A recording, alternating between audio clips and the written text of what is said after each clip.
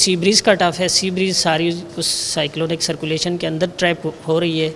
अब तो साहिल पे सी ब्रीज़ नहीं पहुंच रही, तो उसकी वजह से गर्मी बढ़ रही है और ह्यूमिडिटी बहुत ज़्यादा है। टेम्परेचर आज हम तवक्को कर रहे हैं 40 से 42, यानी हीट वेव अलर्ट भी कल हमने इशू कर दिया था इसके साथ साथ कि साइक्लोन ने और तो कुछ काम नहीं किया, लेकिन हीट वेव बढ़ा दी हमारे लिए। तो 40 से 42 डिग्री आज भी, कल भी और परसों फिर 38 से 40, लेकिन with high humidity 60 to 70% humidity, तो ये हीट इंडेक्स बहुत बढ़ जाता है। तो ह्यूमन बॉडी के लिए जो बहुत अनकम्फर्ट फैक्टर है वो बहुत ज़्यादा हो जाता है। गैस सिस्टम के कुछ इम्कान है कि गर्मी बहुत ज़्यादा बढ़ रही है और ह्यूमिडिटी भी बहुत ज़्यादा है, तो एटमॉस्फेयर तो एक तरह से अनस्टेबल है।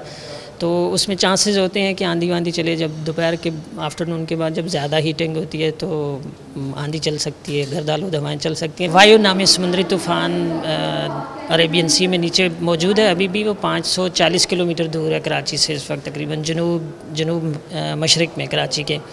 और इसका ट्रैक स्लाइटली चेंज हुआ है। पहले नॉर्थवर्ड आ रहा था, तो हम एक्सपेक्ट कर रहे थे कि इंडियन गुजरात कोस्ट को टकराएगा, तो फिर हमारी जो कोस्टल पट्टी है उस पर भी ज़्यादा असरात होंगे। लेकिन पिछले 6 से 8 घंटे में या 12 घंटे में इसका ट्रैक शुमाल के बजाय शुमाल मगरिब की जानिब हो गया। तो अब उसकी वजह से इम्कानात कम हो गए हैं कि कराची में कुछ बारिश हो। अलबत्ता हमारी जो ठट्ठा और बदीन की साहिली पट्टी है उसमें आंधी के साथ बारिश हो सकती है, लेकिन जो शदीद बारिश की तवक्को की जा रही थी उतनी अब नहीं होगी।